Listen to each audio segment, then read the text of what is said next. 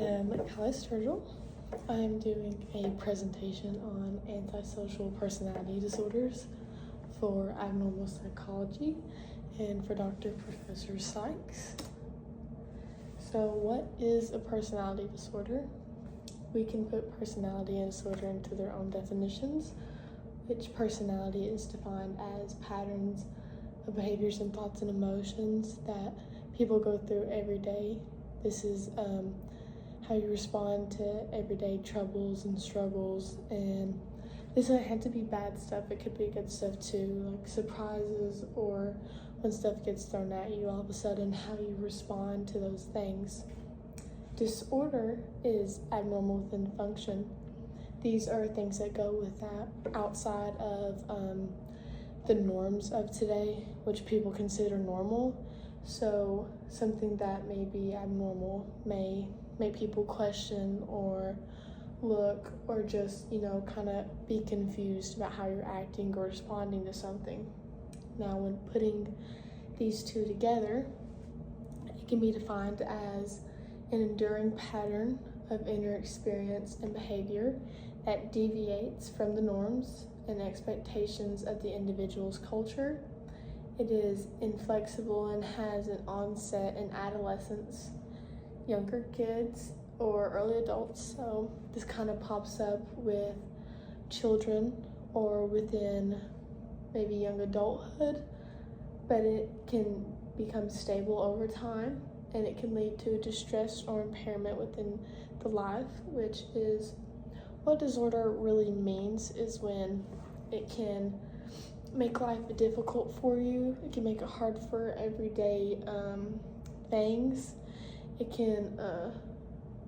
just makes things kind of harder for one to deal with. And that can be, your thoughts and behaviors where you can find stuff to be hard to resist, or you can become willing to do anything. And this definition was from the DSM. So where do personality disorders come from? Many people believe that it can come from your family or from maybe gene traits that have been passed down, and this is considered genetics. This can be maybe something your family might have had or something that they're carrying. It can also be from environmental factors like trauma, abuse, negligence. This usually happens in childhood or young adulthood where this comes from. This can be something maybe someone's put on you, like abuse, trauma from any experience or situation that might have happened to you. But people think it might be one or the other, but it actually can be both of them. Either of these factors can actually make personalities come to play. So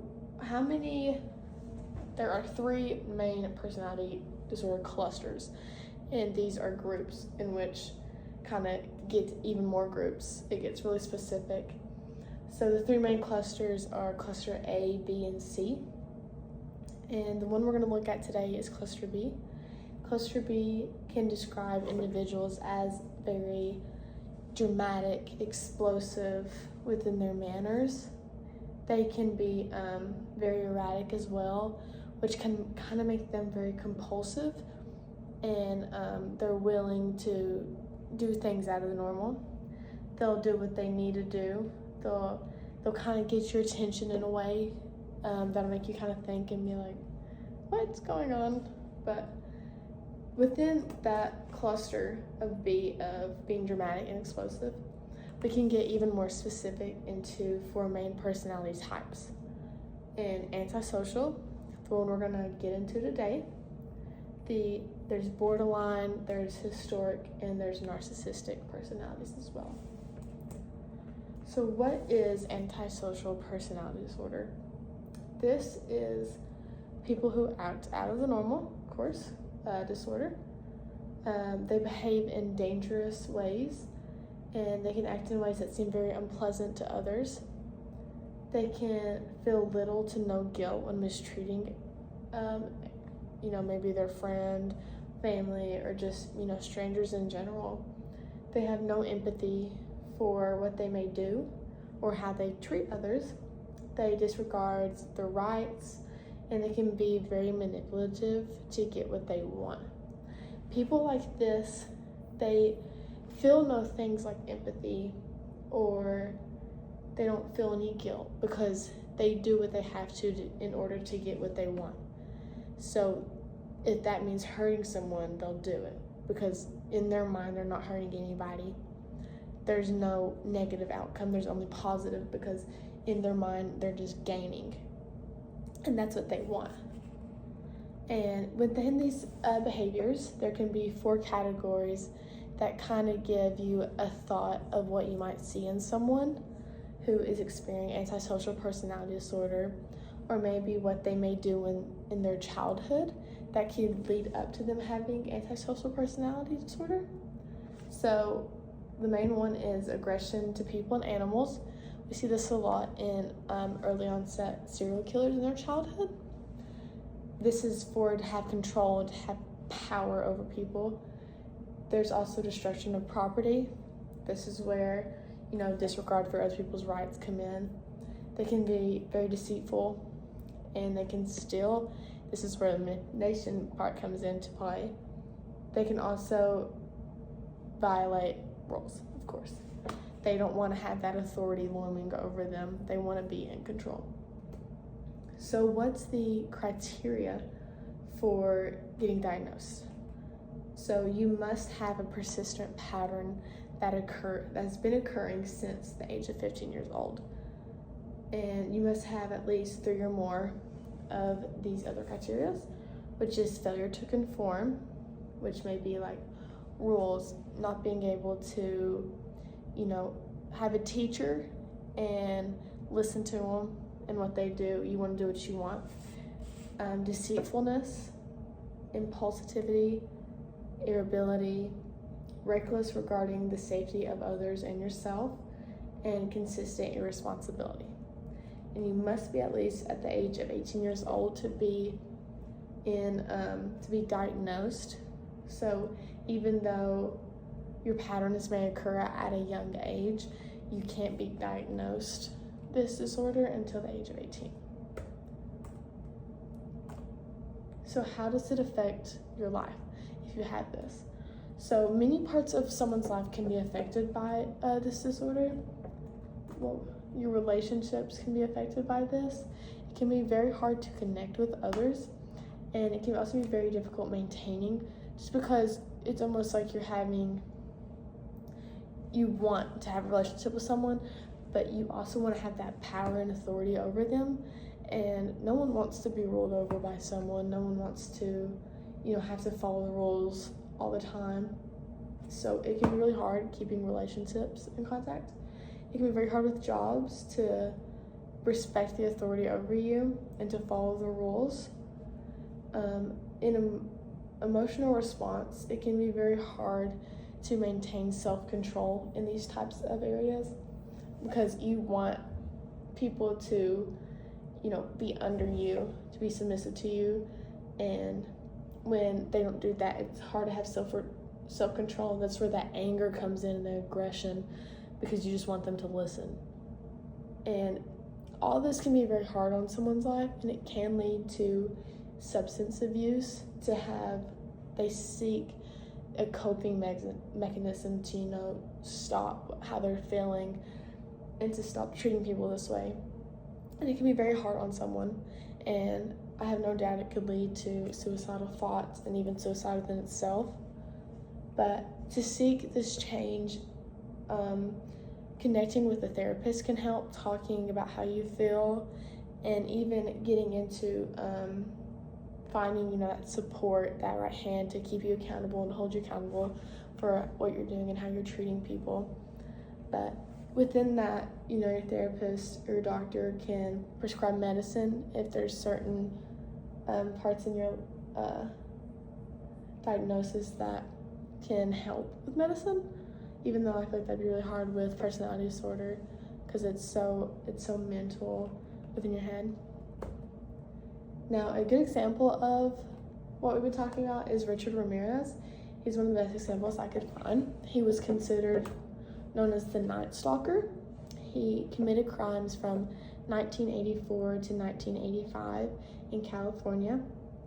He had numerous types of crimes like invasions, sexual assault, murders, burglaries, and his victims were both men and women.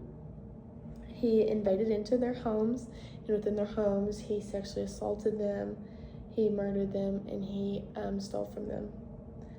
When he was doing this, and what we can determine that led up or shown that he had antisocial disorder was just the disregard for how people felt and those rights. Because he was invading in their home, he didn't care.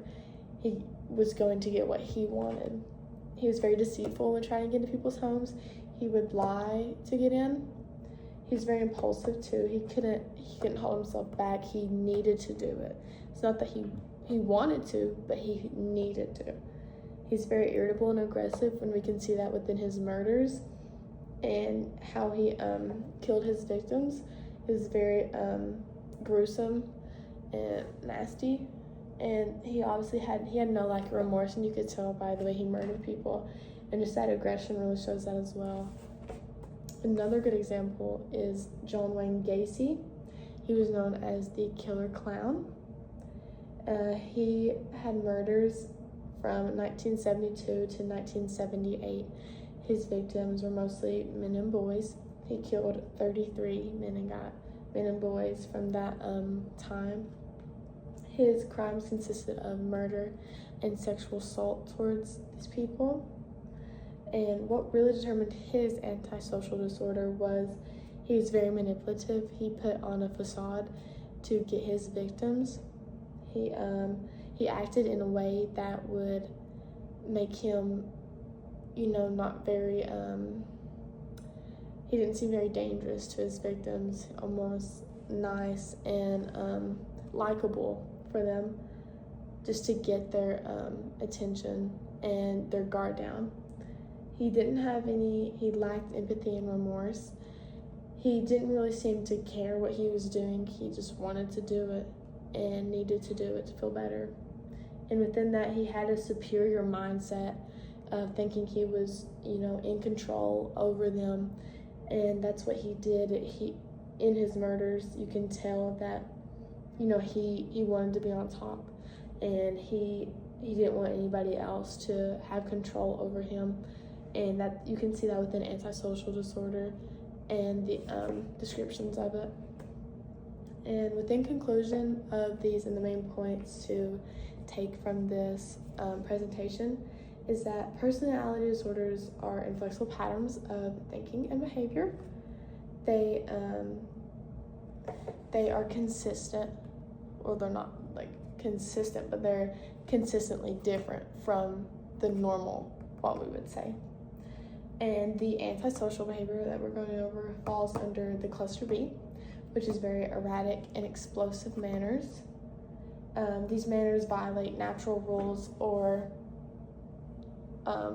what people think is normal nowadays. It would really grab your attention, and it would make you think and ask why someone's doing what they're doing.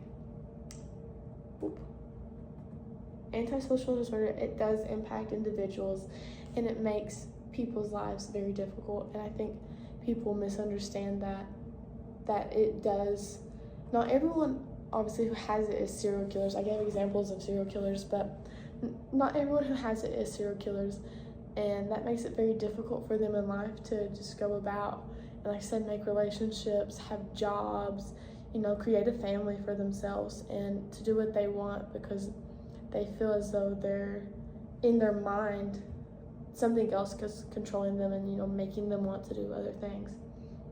And it's important to recognize that it is a struggle and it's hard for people, and that to help them, the biggest thing to do is, to support them, because even though people can take medicine for this disorder, it's not going to take it away. It's not going to fully, just make it disappear. And so it's really important to give support to people who do have this disorder.